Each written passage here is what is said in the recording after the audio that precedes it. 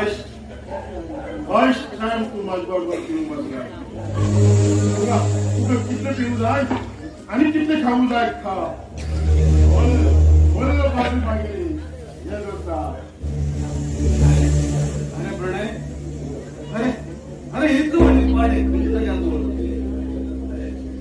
हे तर पहिला सोसायटी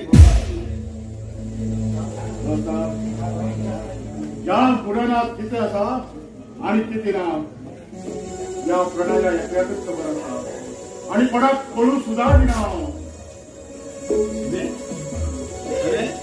तू माझा दोस्त म्हणता आणि या दोस्ता सांगून काय पण म्हणता.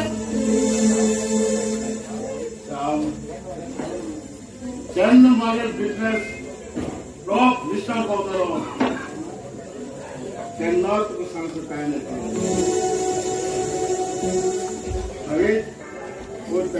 ओके माय डिअर, ज्यांना तुझे हॉब येतात टॉप लिस्टार पावतो त्यांना हा तुझे बिझनेस पार्टनर जातो.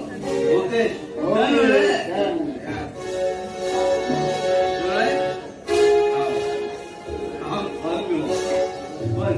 पण ह्या पर्याय मला नाही का असं जावं लागली. मजा आहे खरंच खरंच मजा आहे.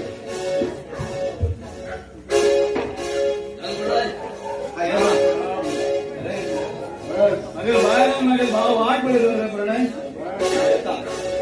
अरे विशाल, अरे असली नाशी तर जाऊची आता आज तुझ्या स्वर्गाची घेऊन येतो. स्वर्गाची पैसे म्हणत कसली ती आणि तुका कळच्या बी नाका. तू पळवलं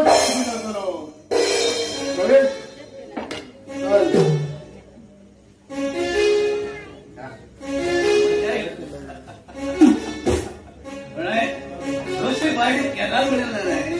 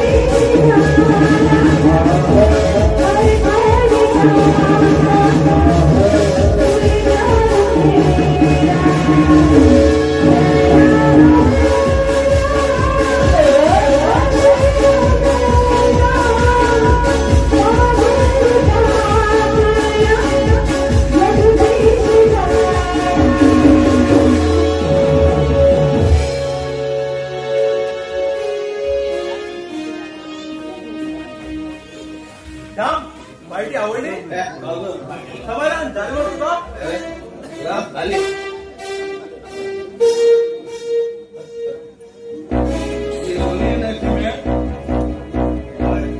बाहर जाते मगर घरात असो जो डर गया वो मर गया.